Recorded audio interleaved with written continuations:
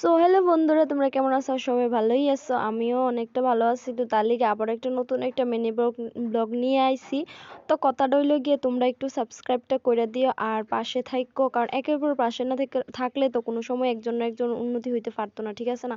তো তারপরে এখানে আমি একটু সকালের যা যা কাজ আছে আমার এইগুলো করে লাইতেছিলাম, একটু রান্না বান্না আর কি, আর কোনো কাজ না। তো আমার এতটুকু বড় হয়েছে, আমি এখন অব্দি বাসরুল কাটছি না। তো এই ফার্স্ট টাইম আমি বাসরুলটা কাটতেছিলাম।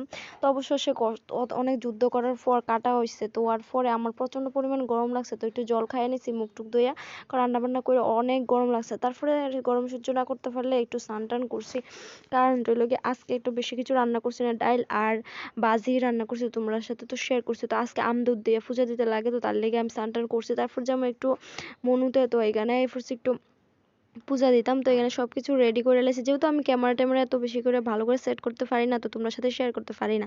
তো সাবস্ক্রাইবটা করে দিও, ভালো লাগলে লাইক